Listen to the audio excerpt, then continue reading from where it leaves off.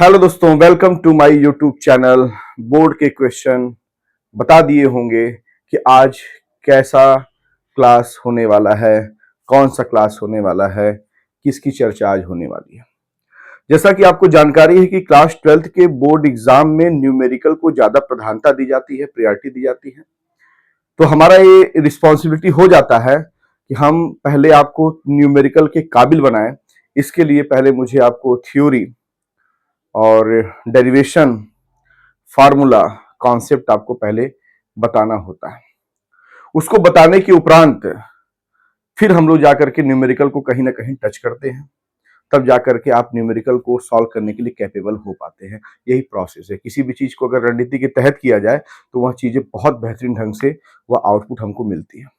दोस्तों, आपके सामने बोर्ड पे क्वेश्चन है। जो क्वेश्चन किस चैप्टर का है आपको पता है, electric charge and electric field chapter का एक क्वेश्चन है। और आपको यह भी पता है कि सर ने कुलाम्स फोर्स पे अच्छा क्वेश्चन करवाया, उससे ऊपर आपके बोर्ड एग्जाम में नहीं पूछेगा, ऐसा अनुभव है। आप वाईक्यू उठा के देख सकते हैं। उसके बाद क्या बोलते हैं, अब इलेक्ट्रिक फील्ड पे क्वेश्चन चल रहा है, तो आज इलेक्ट्रिक फील्ड पे लास्ट क्वेश्चन चलेगा। उसके बाद हम लोग किसी नेक्स्ट टॉपिक पे, मेरा ये मानना है कि एक एक टॉपिक पे ध्यान दीजिएगा, बहुत बड़ी बात बोल रहा हूँ। एक एक टॉपिक पे अगर मैं आपको दो दो वीडियो, तीन तीन वीडियो अगर न्यूमेरिकल्स के दे रहा हूँ, इसका अंदाजा आप समझ सकते हैं कि एक चैप्टर में कितने टॉपिक है। मैं ऐसा क्यों कर रहा हूँ? वीडियो की संख्या बढ़ेगी, कोई दिक्कत नहीं, क्वालिटी बढ़ाना है और प्लस आपको चीजें समझ में आनी चाहिए, क्योंकि एग्जाम आपको देना है, मुझे नहीं। ठीक है, तो ये मेरी रिस्पॉन्सिबिलिटी बनती है कि मैं आपके साथ, मैं आपके समक्ष, आपके सामने ऐसी सी चीजें रखूं कि जो आपको एग्जाम में काफी हेल्प करें और आपका कॉन्सेप्ट बराबर क्लियर होता रहे। जितने अधिक आप क्वेश्चन करेंगे, जितने अलग अलग टाइप के क्वेश्चन करेंगे दोस्तों, उतना आपका जो है माइंड डेवलप होगा। ठीक है, आपका माइंड जो है फिजिक्स के क्वेश्चन के प्रति क्या होगा, और थोड़ा सा डेवलप होगा। तो हमारा ये मानना है कि थोड़ा सा एक काम करते हैं, अब हम लोग इस क्वेश्चन को सॉल्व करते हैं। इस क्वेश्चन को पहले ध्यान से पढ़ेंगे। फिजिक्स में 4 लाइन, 5 लाइन, 6 लाइन के क्वेश्चन अगर आए तो आप कभी भी घबराइएगा मत। इसलिए मत घबराइएगा क्योंकि भाई वो क्वेश्चन आया है, तो क्वेश्चन से घबराने से थोड़ी चलेगा, आपको उसको सॉल्व करना होगा। तो सॉल्व करने के लिए एक एक लाइन लिया करिए। जैसे इस क्वेश्चन को आप ध्यान से देखिए, इसमें एक वर्ड लिखा हुआ है एन इक्विलेटरल ट्रायंगल। तो इसका मतलब हो गया कि हम अगर यहां से यहां तक की बात कर लें तो हमको पहला काम क्या करना है, एक इक्विलेटरल ट्रायंगल बनाना है। तो चलिए मैंने बना दिया, ये आपका फिगर, मैंने इक्विलेटरल ट्रायंगल, ठीक है, बना दिया। इसका नामकरण कर दीजिए, मान लेते हैं ए है, ये बी है, सी है, और ये ट्रायंगल कैसा है, इक्विलेटरल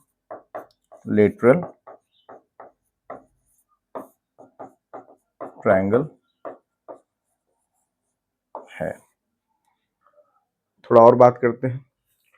तो जैसा कि आपको पता है कि ए कहां तक हो गया, ए यहां तक हो गया। अब लिखा है has charges of a magnitude 2 coulomb, मतलब इस इक्विलेटरल ट्रायंगल के पास चार्ज है। क्या क्या चार्ज है? 2 कूलम का है, -3 कूलम का है और 4 कूलम का है। और ये लोग हैं कहां पर? On it's 3 vertices. इसके वर्टिसेस कौन कौन होते हैं? ए, बी, सी, इस ट्रायंगल के वर्टिसेस हो गए। तो यहाँ पर एक शब्द लिखा हुआ है, क्या? मान लेते हैं कि जैसे कि 2 कूलम, -3 कूलम, 4 कूलम, ये इसके 3 वर्टिसेस पे हैं। तो ए पर ले लेते हैं 2 कूलम, ठीक है, और आपका बी पे ले लेते हैं, सॉरी, सी पे ले लेते हैं -3 कूलम, और आपका बी पे ले लेते हैं, या एक काम करिए, इसको ऐसे कर लीजिए ना, सॉरी, मैं एक काम करता हूँ, इसको आप थोड़ा ऐसे कर लीजिए। चलिए, यहाँ पर ये वाला वर्टेक्स पे क्या कर लीजिए, 2 कूलम। आप ऐसे भी कर सकते हैं, कहीं से कुछ भी कर सकते हैं, कोई दिक्कत नहीं है। यहाँ पर कोई ऐसा तो लिखा नहीं है, कोई पॉइंट का नाम तो दिया नहीं है, वो तो हमको अपने से नामकरण करना है।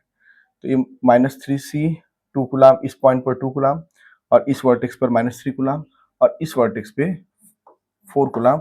नामकरण कर दीजिए, इसका नाम रख दीजिए दैट इज P, इसका नाम रख दीजिए Q, इसका नाम रख दीजिए R। चलिए, कोई दिक्कत नहीं। आप चाहते तो 4 कूलम को यहाँ रख सकते थे, -3 कूलम को यहाँ पर रख सकते थे, लेकिन हमने 4 कूलम को यहाँ पर रख दिया। ठीक है, तो कोई दिक्कत नहीं है, आप चाहें तो 4 कूलाम को यहाँ पर भी रख सकते हैं। तो आपको यहाँ तक समझ में आ गया होगा, यहाँ तक हमारा कंप्लीट हो गया। अब वो कह रहा है, कि calculate the resultant force on the charge of the magnitude 4 coulomb. इसका मतलब ये हुआ कि इस 4 कूलाम पर आपको रिजल्टेंट क्या निकालना है, रिजल्टेंट फोर्स निकालना है ना, आपको रिजल्टेंट फोर्स निकालना है on the charge of magnitude, क्या लिखा हुआ है, कहीं से कुछ मिस्टेक हो रहा है, calculate the resultant force on the charge of magnitude 4 coulomb. देखिए कैलकुलेट द रिजल्टेंट, यहाँ फोर्स नहीं निकालेंगे हम लोग, क्योंकि हम लोग इलेक्ट्रिक फील्ड का क्वेश्चन कर रहे हैं ना, तो हम लोग ये काम करते हैं, यहाँ पर हम लोग इलेक्ट्रिक फील्ड निकालते हैं। तो इसको आप कट कर दीजिए, ठीक है, ये हम कट कर देते हैं, हम लोग इलेक्ट्रिक, क्योंकि फोर्स के क्वेश्चन हम लोग कर चुके हैं, इलेक्ट्रिक फील्ड, ठीक है। अगर आप कहेंगे तो इस क्वेश्चन को लेके मैं इलेक्ट्रिक फील्ड और एक बार फिर से फोर्स मैं आपको बता दूंगा, चलिए वो भी देख लेते हैं, कोई दिक्कत नहीं है। फिलहाल अभी हम चूंकि इलेक्ट्रिक फील्ड टॉपिक पढ़ रहे हैं, तो हम लोग इलेक्ट्रिक फील्ड की बात करेंगे। तो मैंने क्या किया, एन इक्विलेटरल ट्राइंगल, मैंने एक ट्राइंगल बनाया, has a charge of magnitude 2 coulomb minus 3 coulomb and 4 coulomb on it's vertices. इसके 3 वर्टिसेस हैं, तो मैंने जगह जगह पे यहाँ 2 कूलम, यहाँ माइनस 3 कूलम, यहाँ 4 कूलम रख दिया। आप 4 कूलम यहाँ रख सकते हैं या आप 2 कूलम को यहाँ रख सकते हैं, कोई दिक्कत नहीं है, ठीक है। चलिए नामकरण कर दिया अपने से, पी क्यू आर। चलिए उसके बाद लिखा हुआ है कि आपको रिजल्टेंट क्या निकालना है, इलेक्ट्रिक फील्ड निकालना है, इलेक्ट्रिक फील्ड इंटेंसिटी निकालना है, क्या निकालना है, रिजल्टेंट इलेक्ट्रिक फील्ड इंटेंसिटी निकालना है। कहाँ पर निकालना है, on the charge of a magnitude 4 coulomb, ठीक है ना, मतलब ऑन द क्या लिखा है, charge of a magnitude 4 coulomb, ठीक है ना, जहां पर 4 कूलम का चार्ज है उस पॉइंट पर, ठीक है, जहां पर on the charge of a magnitude 4 coulomb. थोड़ा सा एक काम करते हैं, यहाँ पर एक वर्ड में हमको लग रहा है मिस्टेक समझ में आ रहा है। आपको रिजल्टेंट क्या निकालना है, इलेक्ट्रिक फील्ड निकालना है। तो आप एक काम करिएगा, resultant electric field at that point where the 4 coulomb charge is present, ठीक है ना। यहाँ पर एक शब्द लिख लीजिएगा कि आपको इलेक्ट्रिक फील्ड निकालना है, कहाँ निकालना है, at that point, at that point where 4 coulomb charge is placed, where 4 coulomb charge is placed, मतलब 4 कूलम का चार्ज जहां पर है वहां पर आपको इलेक्ट्रिक फील्ड निकालना है। तो यहाँ से थोड़ा सा आप इसको करेक्शन कर लीजिएगा थोड़ा सा, ठीक है। ये आप लिख लीजिएगा, मतलब इस रिजल्टेंट इलेक्ट्रिक फील्ड इंटेंसिटी के बाद आपको ये लिख लेना है, ठीक है, at that point where 4 coulomb charge is placed. तो मुझे बस इतना बता दीजिए, ये तो हमारा आपका डिस्कशन हो गया। मुझे बस इतना बताइए कि यहाँ पर 4 कूलम का चार्ज कहाँ पर है, क्योंकि वो बार बार कह रहा है क्या, where 4 coulomb charge is placed, 4 coulomb charge कहाँ पर रखा गया, यहाँ पर रखा गया है। मतलब इस पी पॉइंट पे आपको क्या निकालना है, रिजल्टेंट इलेक्ट्रिक फील्ड इंटेंसिटी निकालनी है। तो आप एक काम करिए, आप इसको सॉल्व कैसे करेंगे इसको ध्यान समझिएगा, ठीक है। सॉल्यूशन, मुझे ये बताइएगा कि 2 कूलम कहाँ पर है, क्यू पर है, माइनस 3 कूलम कहाँ पर है, आर पर है, और यह दोनों चार्ज रिस्पॉन्सिबल होंगे इस पी पॉइंट पर इलेक्ट्रिक फील्ड इंटेंसिटी के लिए। तो पहले इसको ले लेते हैं, फिर इसको ले लेते हैं। चलिए तो लिखते हैं, अब चूंकि हमको पी पॉइंट पे ही निकालना है, इसका मतलब क्या है, इसका मतलब क्वेश्चन पे ही दिया हुआ है, एट दैट पॉइंट, मतलब उस पॉइंट पर निकालना है, where uh 4 coulomb charge is placed, जहां पर 4 कूलम का चार्ज जो है वह रखा गया है। तो 4 कूलम का चार्ज कहाँ पर रखा गया, पी पॉइंट पर रखा गया है ना। तो लिखेंगे हियर, यहाँ लिखेंगे here according to the question, according to the question we have to find electric field intensity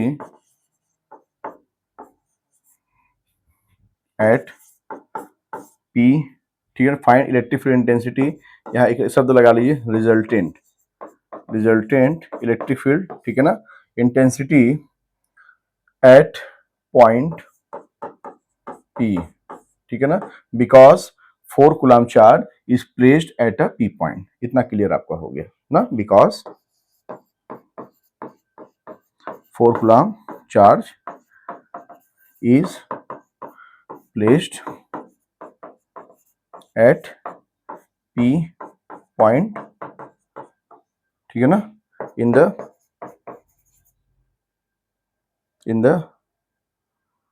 figure, in the figure, okay. ये आपने इतना शब्द लिख दिया। अब इसको सॉल्व कैसे करेंगे? तो एक काम करते हैं थोड़ा सा, अब इस फिगर को एक बार और फिर से बना लेते हैं।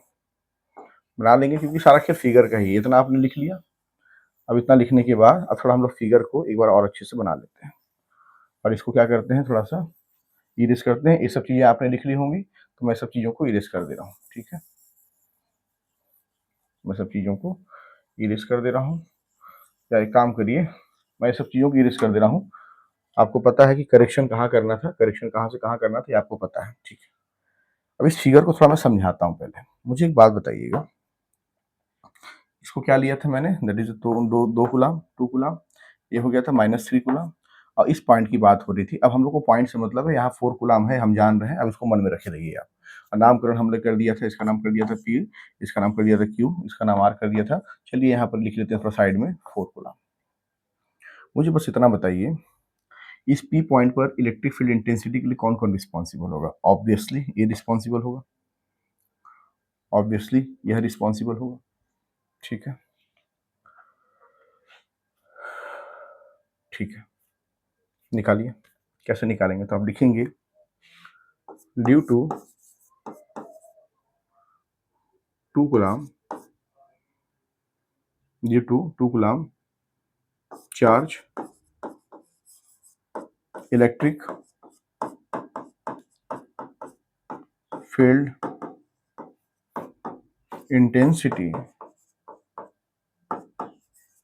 एट पॉइंट पी, ठीक है ना, एट पॉइंट पी।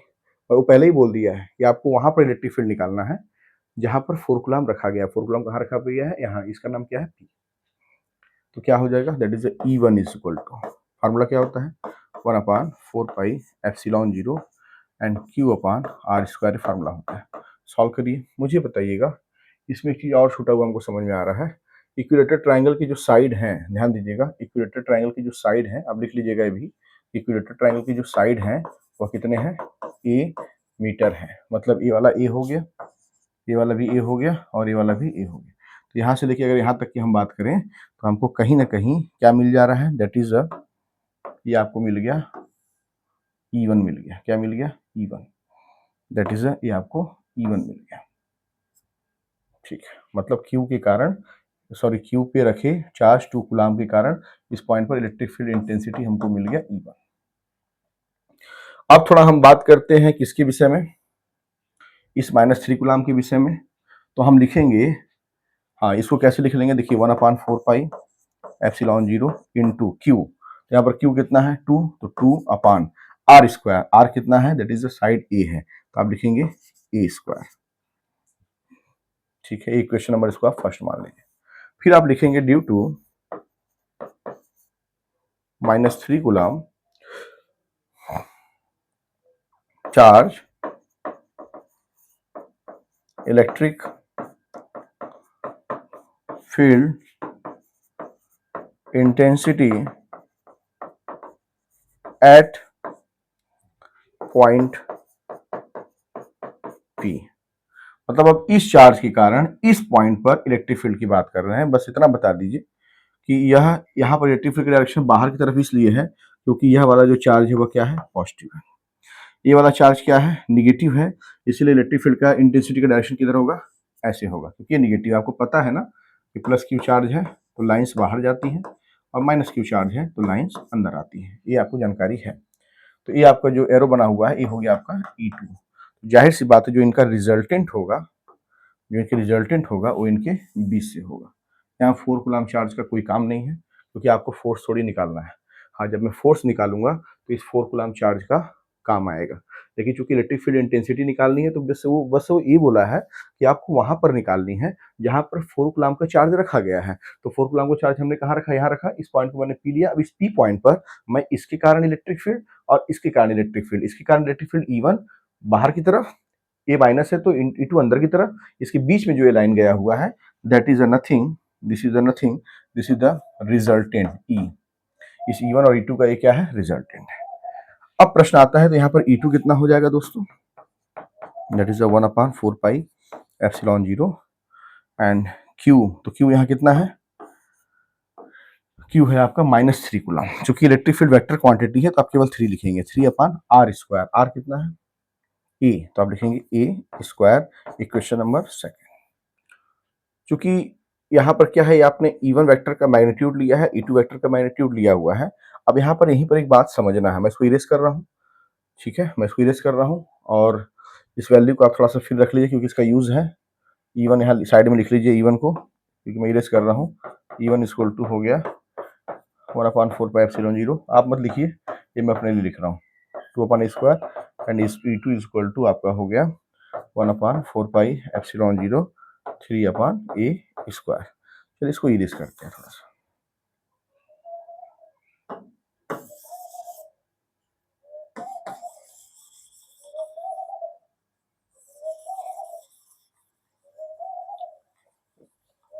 ठीक, इसको हमने इरेज कर दिया।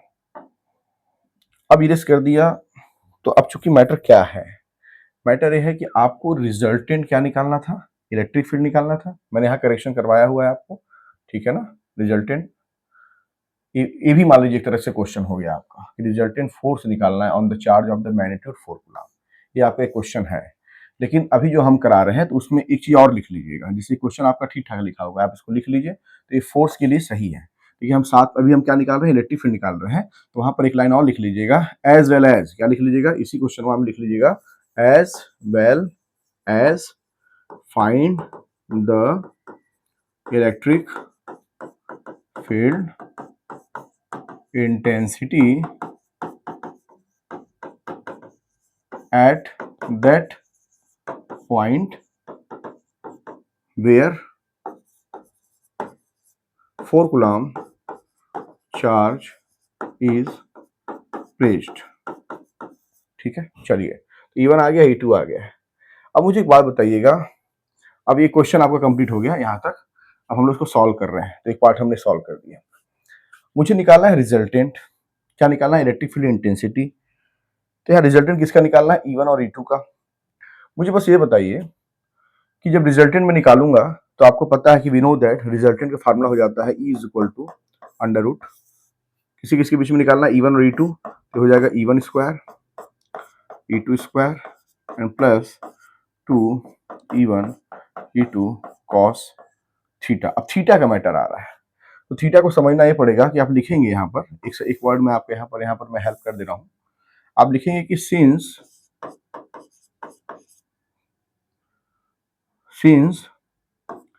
this triangle is an equilateral triangle,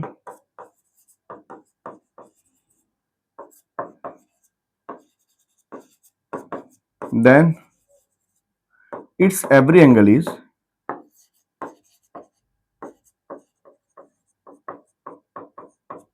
60 degree. It means that ये वाला कितना हो गया? 60 डिग्री का हो गया। अब मुझे एक बात और बताइए कि जो ये लाइन होती है, ठीक है, एक लाइन ए है, एक लाइन ए है, यहाँ पर मिले हुए हैं, इनके बीच का एंगल कितना बनता है? That is 180 degree. तो यहाँ पर आप एक चीज देख रहे होंगे, क्या देख रहे होंगे? ये लाइन आपको दिख रही होगी, ठीक है। तो ये लाइन अगर आपको दिख रही है तो आपको एक बात समझ में आ रहा है। क्या समझ में आ रहा है? कि यह जो एंगल 60 है, तो यह पूरा एंगल कितना होगा? यहाँ से यहाँ तक अगर हम देखें तो ये कितना होगा? 180। ये पूरा आपका कितना हो गया? 180। और यहाँ से यहाँ तक 60 है, तो 180 में से 60 घटा देंगे तो ये वाला कितना एंगल हो जाएगा? 120। कितना हो जाएगा? 120। 120 कैसे आया? इट इज 180 एंड माइनस 60, मतलब ये पूरा का पूरा 180 था, यहाँ से 60 को निकाल दिए तो ये आपका कितना बचा? 120 बचा। तो आप यहाँ पर लिख देंगे दैट इज क्या लिख देंगे? 120। और ये 120 मतलब कहाँ से कहाँ तक 120 हो गया? यहाँ से यहाँ तक हो गया, मतलब यहाँ से यहाँ तक को क्या बोलेंगे? 120। और यहाँ से यहाँ तक का मतलब क्या हो गया? E1 और E2 के बीच का एंगल। तो हम लिखेंगे कि here the angle between E1 and E2 is 120 degree. ठीक है, तो अब यहाँ पर आप इसको सॉल्व करिए, तो यहाँ cos थीटा की जगह आप क्या लिखेंगे? 120 डिग्री। चलिए अब थोड़ा एक काम करते हैं, इसको सॉल्व करिए तो क्या हो जाएगा, ई इज इक्वल टू फिर अंडर रूट, अब वैल्यू पुट करिए तो E1 की वैल्यू कितनी है आपकी 1/4 तो इस 1/4 की जगह क्या लिख सकते हैं 9 इंटू 10 पावर 9, तो आप यहाँ लिख लीजिए E1 का स्क्वायर मतलब 9 into 10 to the power 9 into कितना है 2/a², 2/a² का स्क्वायर, ये आपका E1 था तो E1 स्क्वायर हुआ, प्लस E2 कितना हो जाएगा, तो E2 है आपका दैट इज 1/4 की जगह क्या लिख सकते हैं 9 इंटू 10 पावर 9 और इंटू कितना हो जाएगा 3/a², तो ये हो जाएगा 3/a², ये हो गया E2, अब E2 का स्क्वायर है तो चूंकि ये क्या हो गया स्क्वायर, प्लस फिर क्या हो जाएगा 2 है तो 2, E1 कितना है तो E1 लिख लीजिए 9 into 10 power 9 into 2/a² into E2 कितना है और 9 इंटू 10 पावर 9 इंटू 3/a², ये E1 E2 हो गया। अब आता है cos 120, यहाँ पर आपको समझना है कि cos 120 को निकाल दीजिए डायरेक्ट, कैसे निकालेंगे थोड़ा हम यहाँ पर इरेज करते हैं, cos 120 को आप डायरेक्ट निकाल दीजिए, कैसे निकालेंगे ध्यान दीजिएगा। आपको जैसा कि जानकारी है दोस्तों कि जो cos 120 मतलब cos 90 प्लस 30 इसको हम लिख सकते हैं, और आपको पता है cos 90 प्लस 30 मतलब क्या हो गया आपका that is a minus sine 30, sine 30 की वैल्यू 1/2 मतलब इसकी वैल्यू आ गई -1/2, तो आप यहाँ पर डायरेक्ट cos 120 की जगह लिख सकते हैं इनटू -1/2। अब ये आपका हो गया कैलकुलेशन का पार्ट, कौन सा पार्ट हो गया कैलकुलेशन का, इसको जब आप सॉल्व कर देंगे तो आपको ई मिल जाएगा, और यही ई जो है वह क्या है इस E1 एंड E2 का क्या है ई रिजल्टेंट है, क्या है रिजल्टेंट है, तो आपको ऐसे सॉल्व करना है क्वेश्चन, इसको सॉल्व कर लीजिएगा, छोटा मोटा कैलकुलेशन आप कर सकते हैं, √9 इंटू मल्टीप्लीकेशन करना डिवाइड करना वो बहुत बड़ा मुद्दा नहीं है, ठीक है दोस्तों। इस क्वेश्चन को करने के बाद अभी पिछले वीडियो में मैं एक क्वेश्चन करा रहा था, उसको बड़ा मैं जल्दी जल्दी कराया, तो मैं उस जल्दी जल्दी कराने से संतुष्ट नहीं था, देर वाज सम रीज़न, इसीलिए मैं उसको जल्दी जल्दी कराया, तो मैं ये सोच रहा हूँ कि एक बार उसको मैं डिस्कस कर लूँ आपके लिए ताकि आपको आराम रहे, उसमें अगर आपने मान लीजिए 40% समझा है तो उसको चलिए 100% कंप्लीट कर लेते हैं।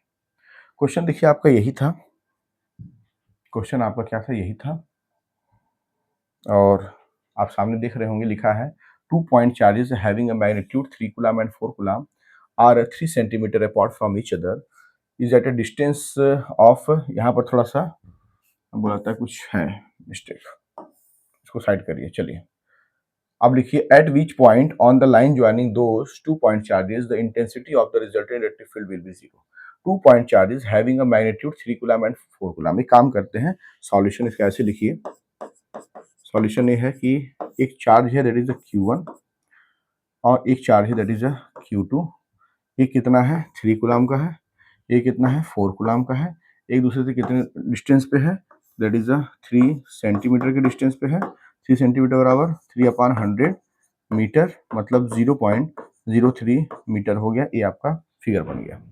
अब इन्होंने ये कहा है कि eight which point on the line joining those 2 point charges, तो इस पॉइंट चार्ज को आप मिला दीजिए, तो इस लाइन से मिला रहे हैं आप, तो इस लाइन के किस पॉइंट पर वो कह रहा है कि इलेक्ट्रिक फील्ड इंटेंसिटी क्या इस पॉइंट के हाँ रिजल्टेंट इलेक्ट्रिक फील्ड क्या होगा 0 होगा, मतलब इन इस चार्ज को Q1 और Q2 को मिलाने वाले लाइन के किस पॉइंट पर, इस पॉइंट पर कि इस पॉइंट पर इस पॉइंट किस पॉइंट पर जो आपका रिजल्टेंट इलेक्ट्रिक फील्ड होगा वो क्या होगा 0 होगा, तो वो तो हमें पता नहीं है, तो हम मान लेते हैं कि इस पॉइंट पर हम क्या मान लेते हैं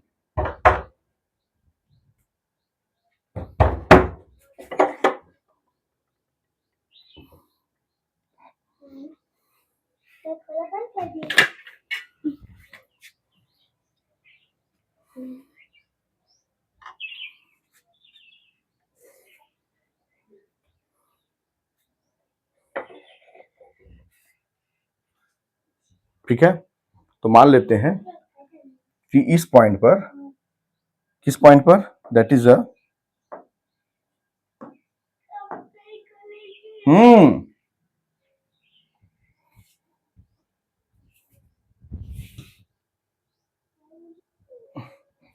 अब वो कह रहा है कि आपको electric field resultant electric field intensity निकालना है इन दोनों को मिलाने वाले लाइन के किसी पॉइंट पर, जहां पर आप समझिएगा मैं क्या कह रहा हूं, फिर से थोड़ा सा शब्दों को मैं बदलता हूं। यह कह रहा है कि इन दोनों को मिलाने वाले लाइन के किस पॉइंट पर, ठीक है, अब ठीक है, इन दोनों चार्जेस को मिलाने वाले लाइन के किस पॉइंट पर जो रिजल्टेंट इलेक्ट्रिक फील्ड होगा वह क्या होगा, जीरो होगा। तो मान लेते हैं दोस्तों कि वह पॉइंट क्या है, यह वाली पॉइंट। चलिए, अब ये वाली पॉइंट, हमें पॉइंट तो पता नहीं, तो हम मान लेते हैं यह पॉइंट।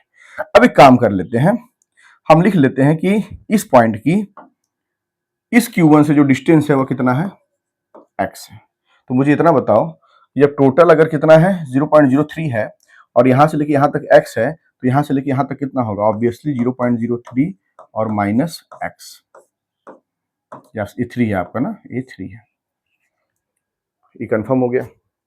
आपको निकालना क्या है, आपको निकालना नहीं, आपको यह, हाँ मतलब आपको यह पता करना है कि वह पॉइंट कहां पर होना चाहिए जहां पर रिजल्टेंट इलेक्ट्रिक फील्ड इंटेंसिटी क्या हो जाए, जीरो हो जाए। तो कुल मिला के अगर आपको एक तरह से दिखाया जाए तो x निकालना है, ठीक है ना, तब ना आप बता पाएंगे कि हाँ Q1 से इतने डिस्टेंस पर एक पॉइंट है जहां पर इलेक्ट्रिक फील्ड इंटेंसिटी क्या हो जाएगी, जीरो हो जाएगी।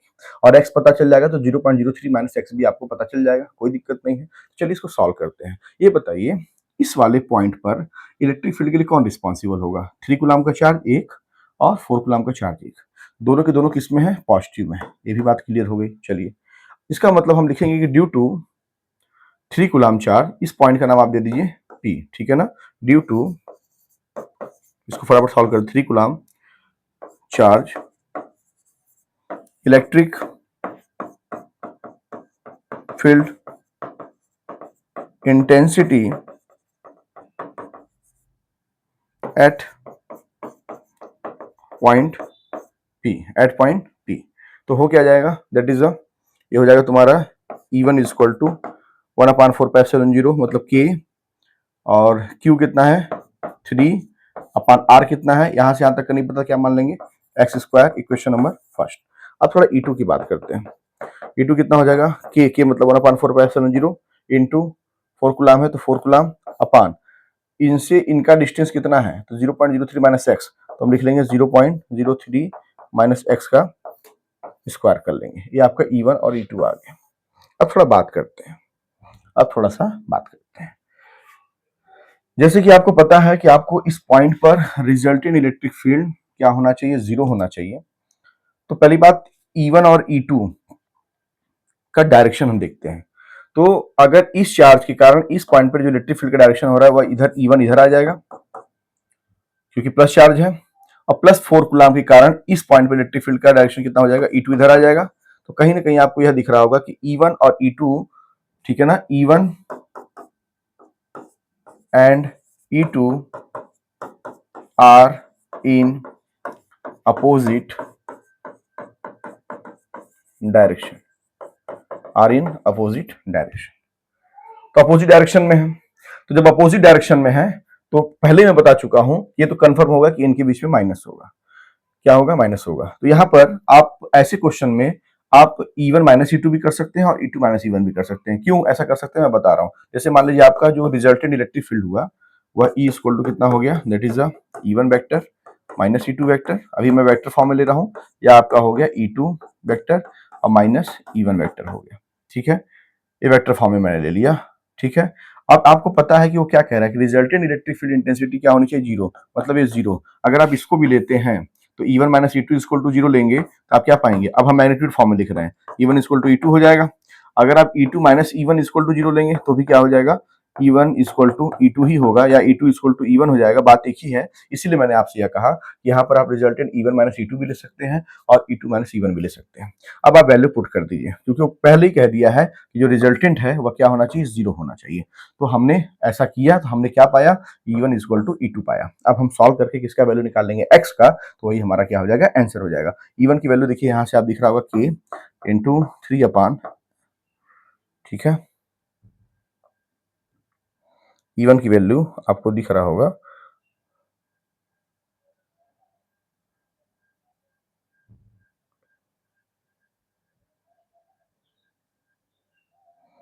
ठीक है, E1 की वैल्यू आपको दिख रहा होगा k into 3/x² is equal to E2 की वैल्यू दिख रहा होगा आपको k इंटू 4/0.03 माइनस एक्स का स्क्वायर। ठीक है, k से k क्या हो गया, कैंसिल आउट हो गया। अब थोड़ा इसको सॉल्व करते हैं।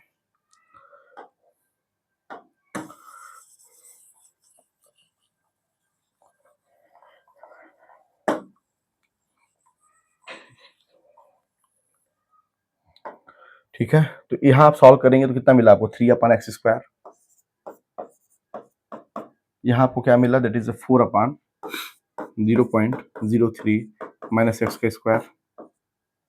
और आप एक चीज देख रहे होंगे यहाँ क्या लिखेंगे, मेथड ऑफ क्रॉस मल्टीप्लीकेशन। 3 का मल्टीप्लीकेशन इसमें करेंगे कितना आएगा, 3 0.03 माइनस एक्स का square equal to 4 into x square, तो 4 इंटू एक्स स्क्वायर।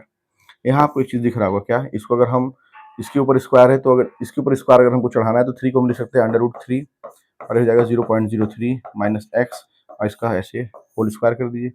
अब 4x², एक्स के ऊपर स्क्वायर है, 4 के ऊपर स्क्वायर चढ़ाना तो लिखेंगे 2x का होल स्क्वायर कर दीजिए। आप ये चीज देख रहे होंगे क्या, स्क्वायर से स्क्वायर कैंसिल कर दीजिए। यहाँ आपका बचा √3 हो गया आपका 0.03 माइनस एक्स इसको कितना हो गया 2x। थोड़ा इसको सॉल्व करिए, थोड़ा इसको क्या करिए, सॉल्व करिए। तो सॉल्व करने पे आप एक चीज पाएंगे, दैट इज √3 इंटू 0.03 तो हो जाएगा 0.03 √3 minus √3x is equal to कितना हो जाएगा 2x। इसको उधर ले जाइए तो हो जाएगा 0.03 √3 इज इक्वल टू यहाँ हो जाएगा, दैट इज x कॉमन ले लीजिए तो आपको हो जाएगा 2 प्लस √3। यहाँ से x की वैल्यू निकालिए तो x इक्वल टू हो जाएगा 0.03 √3 अपान 2 प्लस √3। तो ये आपकी x की वैल्यू आ गई। इसका मतलब x की वैल्यू आने का मतलब ये हो गया कि जो Q1 चार्ज था और Q2 चार्ज था, ये पॉइंट आप लिए थे, यहाँ से यहाँ तक का क्या x था और यहाँ से यहाँ तक का क्या था 0.03 माइनस एक्स, यही फिगर बना था हमारा। तो हम ये कह सकते हैं कि Q1 पॉइंट से, ठीक है, Q1 पॉइंट से इतने डिस्टेंस पर, यह मीटर आ गया, Q1 पॉइंट से इतने डिस्टेंस पर जो रिजल्टेंट इलेक्ट्रिक फील्ड होगा वह क्या होगा, जीरो। या हम ये भी कह सकते हैं कि यहाँ से आप 0.03 माइनस एक्स निकाल लीजिए, तो 0.03 माइनस एक्स निकालेंगे तो आप क्या कर देंगे 0.03 माइनस एक्स की यह वैल्यू पुट कर देंगे। जब आप यह वैल्यू पुट कर देंगे तो कर दीजिए 0.03 √3 अपान एक्स कितना हो जाएगा 2 प्लस √3। अब इसको आप सॉल्व कर देंगे, मान लीजिए एक वैल्यू आया, मान लीजिए 2 आया, तो आप ये कह सकते हैं कि Q2 से 2 मीटर के डिस्टेंस पर electric field, resultant electric field क्या होगा, जीरो होगा। तो इस प्रकार के क्वेश्चन को आपको ऐसे सॉल्व करना है। तो आशा करता हूँ इस बार आपको बेहतर ढंग से समझ में आया होगा। तो ये हो गया आपका। उसके बाद हम थोड़ा सा एक क्वेश्चन आपसे और डिस्कस करना चाहते हैं, लेकिन सोच रहा हूँ कि डिस्कस करूँ कि नहीं करूँ। चलिए कर लेते हैं ना, अभी मैं सोचा था बाद में करने के लिए। चलिए क्वेश्चन मैं लिख रहा हूँ खुद, ठीक है, ध्यान दीजिएगा। सपोज करिएगा कि देयर आर, ठीक है, मैं ऐसे समझा रहा हूँ कि देयर आर 3 चार्जेस, ठीक है ना, 3 चार्जेस, ठीक है ना, और ये 3 चार्जेस कैसे हैं, सेम है, ध्यान दीजिएगा सेम है, ठीक है। इनको रखा गया है, प्लेस्ड, कहाँ रखा गया है, vertex of square. There are 3 charges placed at the vertex of a square. ठीक है, एक काम करते हैं, इस क्वेश्चन को हम लोग ना बाद में डिस्कस कर लेंगे अच्छे ढंग से। मैं फिलहाल तुमको क्वेश्चन समझा दे रहा हूँ, ये होमवर्क है तुम्हारे लिए, तुम करना है इसको। 3 चार्जेस, ठीक है, चार्जेस क्या है, सेम है, मतलब पहला भी क्यू, दूसरा भी क्यू, तीसरा भी क्यू, उनको रखा गया है वर्टेक्स ऑफ ए स्क्वायर। मान लेते हैं स्क्वायर है, स्क्वायर में कितने वर्टेक्स होते हैं, 4 वर्टेक्स होते हैं, तो ये चार्जेस तो 3 ही है, तो मान लेते हैं यहाँ की रखा गया है, यहाँ रखा गया है और यहाँ रखा गया है। अब कहा जा रहा है कि you have to find the electric field intensity, you have to find the electric field intensity at point या at the vertex of the square where there is no charge। मतलब यहाँ पर तो कोई चार्ज है नहीं, तो यहाँ पर आपको क्या निकालना है, आपको निकालना है, you have to find the electric field intensity. Actual में इलेक्ट्रिक फील्ड इंटेंसिटी जो होगा वो रिजल्टेंट होगा, क्या होगा, रिजल्टेंट। ठीक है, 3 चार्जेस हैं, एक स्क्वायर के वर्टेक्स पर रखे गए हैं, यहाँ पर, यहाँ पर, यहाँ पर। मान लेते हैं इसका साइड क्या है, ए है, ए है, ए है, ए है। आपको यहाँ पर निकालना है जहाँ पर कोई चार्ज नहीं है, क्या निकालना है, रिजल्टेंट इलेक्ट्रिक फील्ड इंटेंसिटी निकालना है। यही आपका क्वेश्चन है। तो मुझे नहीं लगता कि इसको सॉल्व करने में कोई दिक्कत है। ये दैट इज योर होमवर्क। इसका जब आंसर आएगा तो आप मुझे कमेंट के माध्यम से अपनी बातें रख सकते हैं। और अगर नहीं समझ में आया होगा, हालांकि कुछ बच्चे ही कर पाएंगे, कुछ बच्चे नहीं कर पाएंगे, इसमें छोटा सा ट्रिक है, तो मैं आपको नेक्स्ट वीडियो में मैं आपको बताऊंगा। और दोस्तों, इसके पहले एक क्वेश्चन जो था अभी हम लोग डिस्कस कर रहे थे, ये वाला, इसमें मैंने आपसे यह कहा था कि जैसे इलेक्ट्रिक फील्ड, एक फोर्स वाला क्वेश्चन एक हो गया और इलेक्ट्रिक फील्ड वाला क्वेश्चन हो गया। मान लीजिए अगर हमको फोर्स निकालना होता है, इलेक्ट्रिक फील्ड तो आपने निकाल दिया, इसी क्वेश्चन को पकड़िए और इस क्वेश्चन को पकड़ के अगर मान लीजिए हमको फोर्स निकालना होता, क्या निकालना होता, ठीक है, हमको फोर्स निकालना होता। आइए बात करते हैं, तब हम कैसे निकालते हैं, इस पर थोड़ा ध्यान देना है। दोस्तों, अगर हमको फोर्स निकालना होता तो हम आपको प्रोसेस समझा दे रहे हैं। अब यहाँ पर जैसे जो चार्जेस थे, ये था आपका 2 कूलम, ये था आपका -3 कूलम। और थोड़ी देर के लिए हम इस फिगर को क्या करते हैं, हटा देते हैं। ठीक है,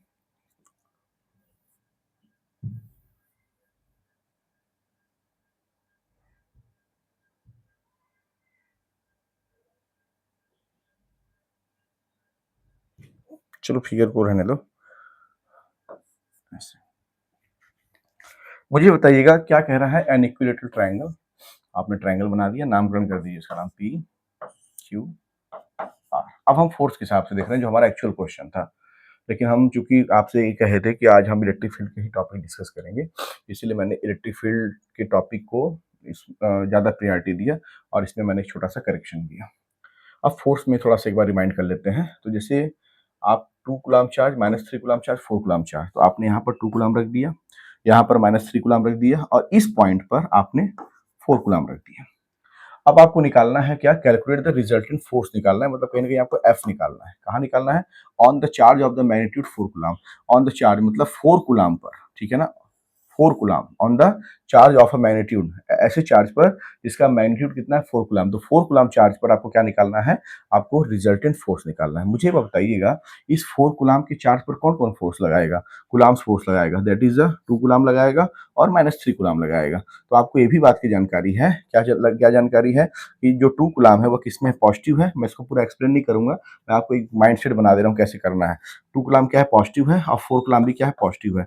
तो 2 कूलम 4 कूलम को क्या करेगा, धक्का मारेगा, मतलब ये हो गया F1 फोर्स। ये F1 कैसा हो गया, दैट इज अ रिपल्सिव हो गया। कैसा हो गया, रिपल्सिव हो गया। चलिए अब बात करते हैं किसका, इस वाले का बात करते हैं। तो आपको एक बात समझ में आ रहा होगा, यहाँ जो 4 कूलम है और यहाँ पर जो -3 कूलम है, इनके बीच में क्या होगा, अट्रैक्शन होगा। तो कहीं ना कहीं यह -3 कूलम इस 4 कूलम को अपनी ओर खींचेगा, तो यहाँ जो फोर्स लग गया दैट इज F2 हो गया। ये F2 कैसा हो गया, अट्रैक्टिव हो गया। कैसा हो गया, अट्रैक्टिव हो गया। तो यहाँ पर F2 अट्रैक्शन क्रिएट कर रहा है और यहाँ पर आपका F1 रिपल्सन क्रिएट कर रहा है। तो इनके बीच का जो रिजल्टेंट हो गया, ये हो गया F। यह चूंकि क्या है, आपका इक्विलेटरल ट्रायंगल है, यह हो गया आपका 60 डिग्री। तो ऑब्वियसली ये वाला कितना हो गया, 120 डिग्री। तो आपको इसका क्या निकालना है, रिजल्टेंट निकालना है। You know very well that is F equal to, formula हो जाता है under root, that is F1 square and F2 square and that is plus 2 F1 F2 cos and theta is nothing, that is the angle between F1 and F2, इसी को theta बोलते हैं। तो यह 60 है, ये पूरा 180 है, तो यह कितना हो जाएगा, 20 हो गया। मतलब यहाँ पर जो थीटा है वो कितना हो गया, 120 डिग्री हो गया। ये आपको तरीका समझ में आ गया। अब आपको F1 कैसे मिलेगा, तो आप लिखेंगे F1 इक्वल टू, हमको पता है, we know that F1 equal to होता है K, मतलब 9 into 10⁹ into Q1 into Q2, coulomb's force की बात है। Q1 कितना है, 2 कूलम, Q2 कितना है, 4 कूलम अपन R स्क्वायर, इनके बीच का डिस्टेंस, मतलब चूंकि इसका जो हमने आपको बताया था कि इक्विलेटरल ट्रायंगल का जो साइड है वो कितना है, A मीटर है, आपने लिख दिया A square, equation number first. ये आपने F1 निकाला। अब निकाल लीजिए आप F2, क्या हो जाएगा K, ठीक है, इंटू, अब किनके किनके बीच की बात होगी, 4 कूलम और -3 कूलम। तो आप लिखेंगे 4 × 3 अपान इनके बीच का डिस्टेंस क्या है a, तो a square equation number second. इसको आप सॉल्व कर देंगे। ये k क्या है 9 × 9 है। F1 मिल गया आपको, F2 मिल गया आपको। F1 की वैल्यू यहाँ रखिए, F2 की वैल्यू यहाँ रखिए, फिर F1 की वैल्यू यहाँ रखिए, F2 की वैल्यू यहाँ रखिए। थीटा की वैल्यू कितनी हो गई cos 120, cos 120 की वैल्यू कितनी होती है -1/2, मैंने भी आपको बताया है। आप वैल्यू पुट कर दीजिए, आपको क्या मिल जाएगा f। ये f कैसा होगा, दैट इज अ रिजल्टेंट। इसका मतलब इलेक्ट्रिक फील्ड के द्वारा अगर मैं समझाया तो फोर्स के द्वारा समझाने में मुझे कोई ज्यादा मतलब कठिनाई नहीं हुई और आपको ज्यादा समझ में आया। चैनल सब्सक्राइब करिएगा, वीडियो को लाइक करिएगा। कुछ बातें हैं आप हमसे कहिएगा, हम लोग बात करेंगे, अच्छे से चीज़ों को डिस्कस करेंगे। आपके लिए मैं बहुत अच्छे अच्छे क्वेश्चन, इतने सुंदर सुंदर क्वेश्चन, आप एग्जाम में बैठने के बाद आप आराम फील करेंगे, आपको कोई दिक्कत परेशानी नहीं होगा। ये भी मेरी रिस्पॉन्सिबिलिटी है, मैं कल भी निभाया था, मैं आगे भी निभाऊंगा। प्लीज सब्सक्राइब माई चैनल, आपको दिक्कत होने नहीं दूंगा, इसका मैं आपसे गारंटी लेता हूँ। आपको क्वेश्चन बहुत ईजी लगेंगे, इस बात की मैं पूर्ण रूपेण गारंटी लेता हूँ। जय हिंद, जय हिंद, जय हिंद।